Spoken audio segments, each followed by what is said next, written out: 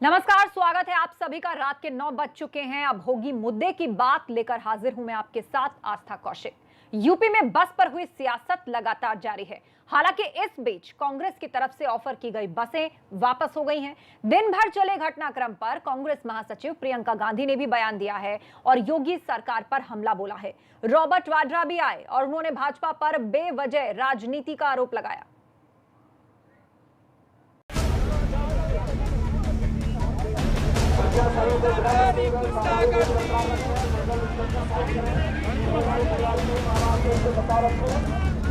ये 500 गाड़ी नोएडा और 500 गाड़ी काम हमें दिल्ली में दे दो, हम आपको अलाउ नहीं करेंगे।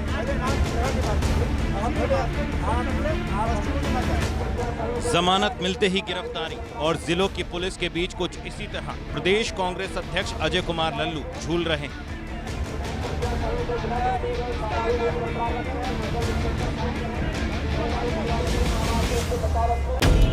कांग्रेस की तरफ से बसें चलाने के मुद्दे पर हुई कार्रवाई में आगरा पुलिस की गिरफ्तारी के बाद कोर्ट में पेश हुए अजय कुमार लल्लू को जमानत तो मिल गई, लेकिन लखनऊ पुलिस कोर्ट के बाहर उनका इंतजार करती रही। जमानत से छूटते ही लल्लू वापस लखनऊ जेल के लिए चल दिए। यूपी के बेबस मजदूरों के लिए बस की ये सियासत का ये सफर अभी खत्म नहीं हुआ है, बल्कि इसमें एक और मोड़ आया जब यूपी के बॉर्डर पर खड़ी बसों को बैरंग लौटना पड़ा। इस सियासी खींचतान पर प्रियंका गांधी भी सामने आई। उन्होंने कहा कि 879 बसें जो सही है उसका इस्तेमाल मजदूरों के लिए किया जाए, बाकी की 200 बसें और उपलब्ध करा दी जाएंगी। मैं सिर्फ ये कहना चाहती हूँ कि देखिए 4 बजे 24 घंटे हो जाएंगे कि ये बसें उपलब्ध हैं।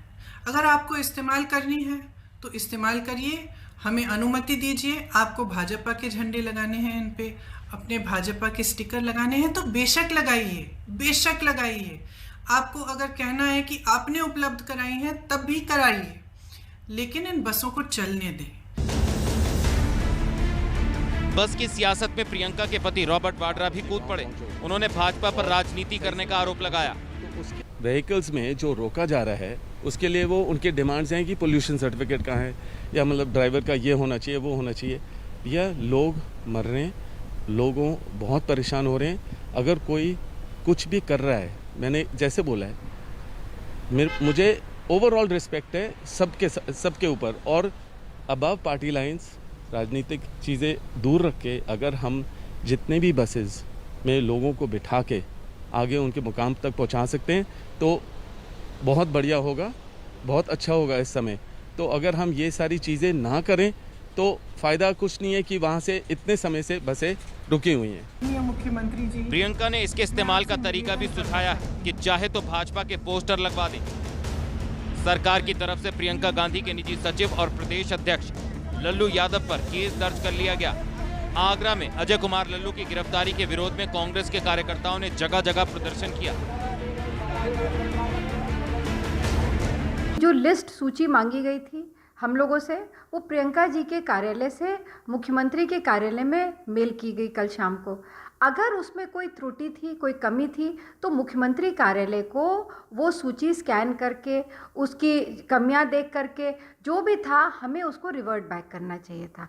जब तक वो हमें ये नहीं बताएंगे कि किन किन गाड़ियों में कमियां हैं तो हम उसका स्पष्टीकरण कैसे देंगे। आप तो कोई भी गाड़ी हमें बता सकते हैं, कोई भी आरोप लगा सकते हैं, लेकिन उत्तर प्रदेश सरकार पूरी सावधान। हालांकि भाजपा सरकार ने कांग्रेस की तरफ से मुहैया कराई बसों की सूची में से 460 से ज्यादा गाड़ियों को चलाने लायक माना ही नहीं। भाजपा ने कांग्रेस को झूठी पार्टी करार दिया। इतना ही नहीं, सरकार में जल शक्ति मंत्री और प्रवक्ता महेंद्र सिंह ने कांग्रेस पर संक्रमण फैलाने का आरोप लगा दिया। नहीं, उनके पास कुछ भी नहीं है। मैंने कहा ना, फर्जीवाड़ा है पूरी तरीके से। बस का एक नया घोटाला उन्होंने प्रस्तुत किया है। उन्होंने क्रूर मजाक किया है मजदूरों के साथ, गरीबों के साथ, और उन्होंने हमारे सरकारी काम जो उत्तर प्रदेश का चल रहा, जो मजदूरों की सेवा माननीय मुख्यमंत्री योगी आदित्यनाथ जी कर रहे थे, उसमें बाधा पहुंचाने का उन्होंने कांग्रेस ने काम किया है। प्रियंका वाड्रा को इसके लिए माफ़ी मांगनी चाहिए, राहुल गांधी को माफ़ी मांगनी चाहिए, पूरे देश की जनता से, गरीबों से, मजदूरों से बारम्बार उनको माफ़ी मांगनी चाहिए। कांग्रेस का सर ये कहना है, कांग्रेस का ये कहना है। सिर्फ विपक्ष ही नहीं, कांग्रेस अपनी ही पार्टी के कई नेताओं के निशाने पर रही। पार्टी की विधायक और रायबरेली की नेता अदिति सिंह ने बस चलवाने की जिद पर सवाल खड़े किए। उस सूची में बहुत सारे ऐसे वाहन थे जो एक्चुअली बसेस थे ही नहीं। बहुत से ऑटो थे, ऑटो रिक्शा थे, 2 व्हीलर थे, 4 व्हीलर थे, तो इससे सरकार का और मतलब किसी भी सरकार का इस समय आप देख रहे होंगे हमारे यहाँ भी लेखपाल से लेके कानूनगो से लेके सेक्रेटरी से लेके पूरा पुलिस विभाग या कोई भी सरकारी अधिकारी कर्मचारी वो इतना ज़्यादा व्यस्त चल रहा है, इतना ज़्यादा बिजी चल रहा है कि मतलब मेरे ख्याल से कुछ लोग तो 4-4, 5-5 घंटे तक रात को सो पा रहे हैं। तो ऐसे टाइम में आप सरकार का टाइम बर्बाद कर रहे हैं, गलत गलत सूची दे रहे हैं, पॉलिटिकल प्रेशर क्रिएट कर रहे हैं। 2 दिन से चली आ रही इस खींचतान का असर ये हुआ कि उत्तर प्रदेश सरकार ने मजदूरों को लाने वाले बसों के बेड़े में इजाफा कर दिया। सरकारी बसों के साथ ही अब 15,000 प्राइवेट बस ऑपरेटरों की सेवा भी लेनी शुरू कर दी, ताकि मजदूरों की वापसी के मुद्दे को छीनकर अपने बस में कर सके। Bureau report, ABP Ganga. मजदूरों की वापसी को लेकर शुरू हुई सियासत बस के बाहर हो गई, क्योंकि हमले सियासी न होकर व्यक्तिगत हो गए और आरोपों की जद में अफसरों और उनके परिवार तक को घसीटा जाने लगा। मामला प्रख्यात गायिका मालिनी अवस्थी से जुड़ा तो मालिनी अवस्थी ने भी अपमान का बदला कोर्ट में लेने की बात कही।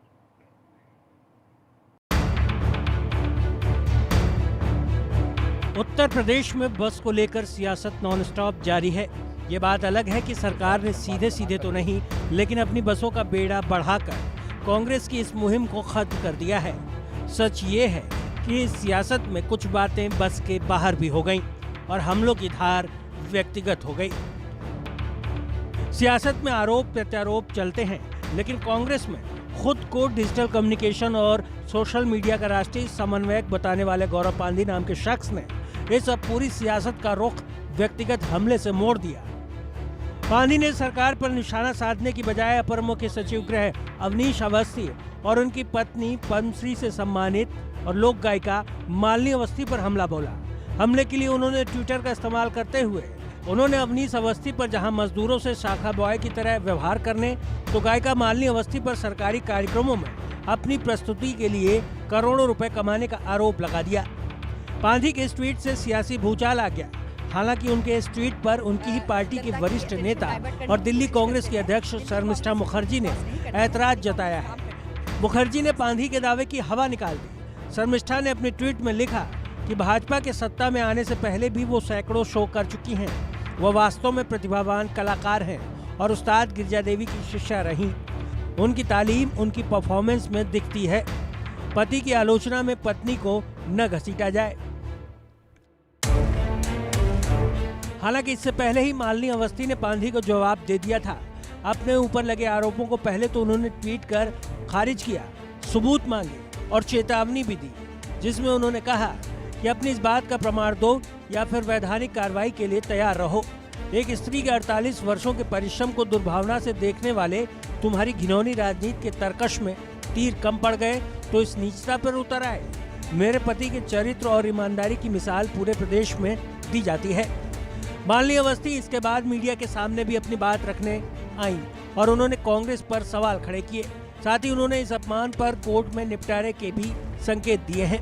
चूंकि ये बकवास ऐसी थी जो इतनी निराधार थी, तो मैंने कहा इसका जवाब देना चाहिए और मैंने सीधे कहा प्रमाण दो और नहीं तो मैं कोर्ट में ले जाऊंगी, and I stand by it. और अब ये कोर्ट तो ये नोटिस तो दूंगी ही दूंगी, क्योंकि मैंने बोला वो प्रमाण दे नहीं पाए। 24 घंटा हो गया उनके ट्वीट को। उनके अपने ही दल के लोग उनको अब खारिज कर रहे हैं और उनको बोल रहे हैं। वैसे विवादित बयान या व्यक्तिगत हमले एक तरफा नहीं है। भाजपा नेताओं की तरफ से भी कांग्रेस के नेता राहुल गांधी और प्रियंका गांधी के लिए हमले किए गए हैं। हमीरपुर के एक कार्यक्रम में दर्जा प्राप्त राज्य मंत्री बाबूराम निषाद ने भी एक विवादित बयान दोनों नेताओं को लेकर दिया है। मैं तो एक फिल्म मैंने देखी थी बंटी और बबली बनकर के, उसी तरीके से मैं इन दोनों भाई और बहन को प्रियंका वाड्रा और राहुल गांधी के बारे में कह रहा हूं कि वो मिलकर जिस तरीके से फ्रॉड करते थे, यहाँ भी उन्होंने फ्रॉड करने का काम किया है। कांग्रेस का इतिहास रहा है, जब जब सरकारों में रहे, लंबी एक सीरीज है घोटालों की, और घोटालों के आदी हैं। इसी तरीके से यहाँ बसों की जो लिस्ट सौंपी है वो भी घोटालों से ओतप्रोत नजर आ रही है।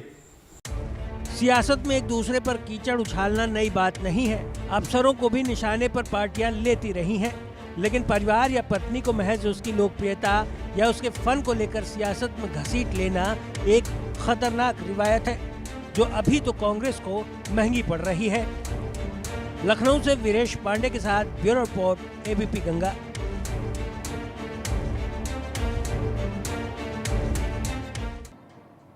व्यक्तिगत हमले ही सियासत का सच नहीं, व्यक्तिगत संबंध भी सियासत के लिए बड़ा मुद्दा होते हैं, भले ही उसके लिए नियम क्यों न तोड़ना पड़े। मुजफ्फरनगर में भाजपा विधायक होम क्वारंटीन में रह रहे बॉलीवुड एक्टर नवाजुद्दीन सिद्दीकी से मिलने चले गए। जब सवाल उठे तो कहा, मैं तो हालचाल लेने गया था। उनकी टेस्ट रिपोर्ट नेगेटिव आई है। नहीं, उनका रिपोर्ट आ चुकी है, नेगेटिव रिपोर्ट आई है, कोई दिक्कत नहीं है।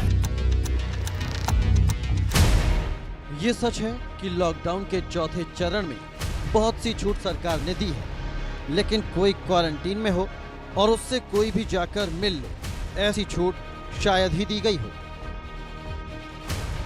और ये गलती कोई और नहीं बल्कि भाजपा विधायक ही करे तो फिर सवाल समूची व्यवस्था पर उठेंगे ही।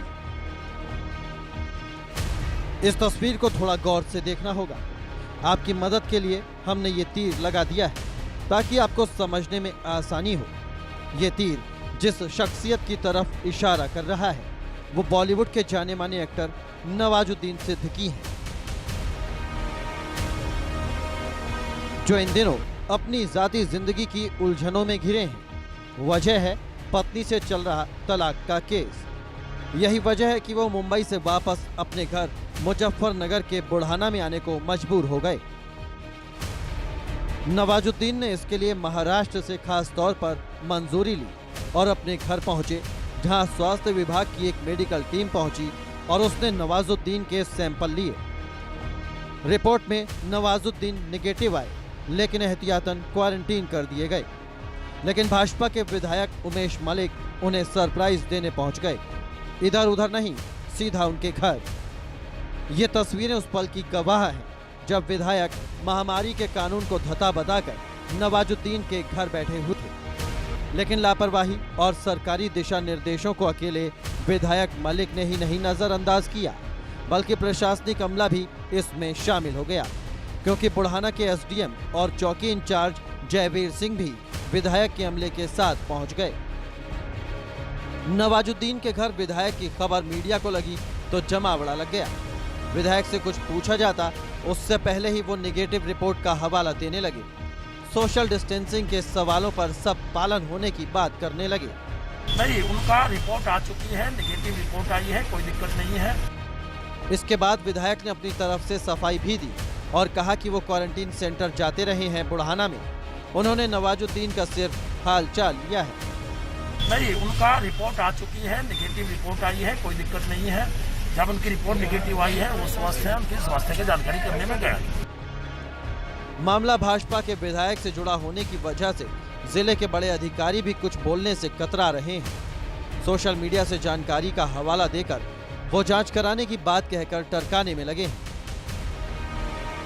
सोशल मीडिया पे ऐसी बात बताई गई।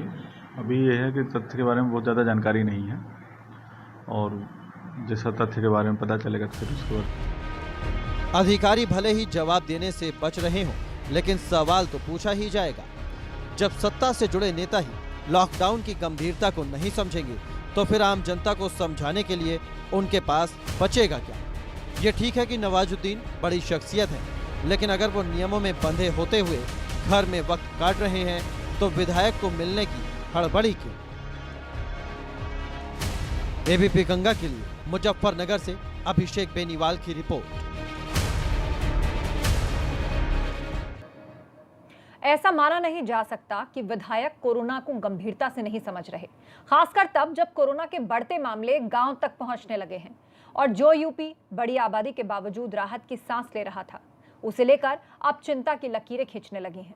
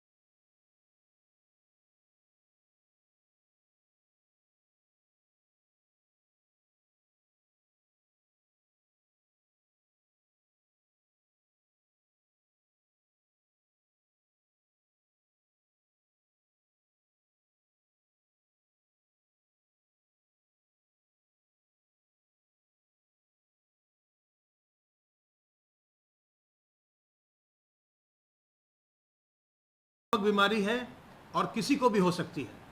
इसमें किसी प्रकार की अपने मन में हीनता या हीन भावना लाने की आवश्यकता नहीं है। और यदि किसी को ये बीमारी होती है तो हमें उसके प्रति अपने मन में किसी भी प्रकार की दुर्भावना बिल्कुल नहीं रखनी चाहिए, बल्कि हमें उसका सहयोग करना चाहिए। उसकी जांच करवाने में, उसकी चिकित्सा करवाने में हमें सहयोग करना चाहिए। इस समय जो प्रवासी कामगार प्रदेश में लौट रहे हैं और जो कि उत्तर प्रदेश में बड़ी भारी संख्या में लौट रहे हैं, उनमें ये पाया जा रहा है कि उनमें संक्रमण के मामले काफ़ी देखने को मिल रहे हैं।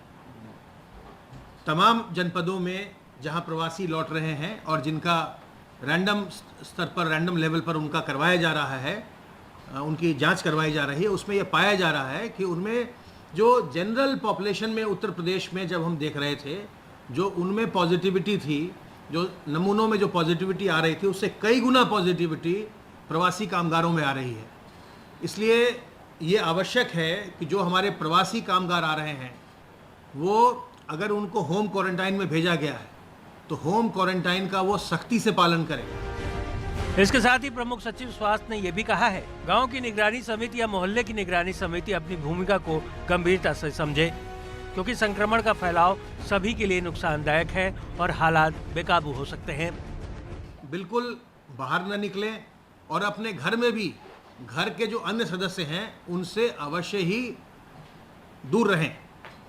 जो प्रवासी कामगार आ रहे हैं उनकी हम लगातार होम क्वारंटाइन की ट्रैकिंग, जो हमारी ग्राम निगरानी समितियां हैं अथवा मोहल्ला निगरानी समितियां हैं, उनके माध्यम से हम करवा रहे हैं। हालांकि सच्चाई ये भी है कि उत्तर प्रदेश आबादी के लिहाज से संक्रमण के मामले में ज्यादा प्रभावित नहीं हुआ और रिकवरी रेट की अगर बात की जाए तो देश में अव्वल है। हालांकि गांवों में कोरोना के मामलों का बढ़ना सरकार के लिए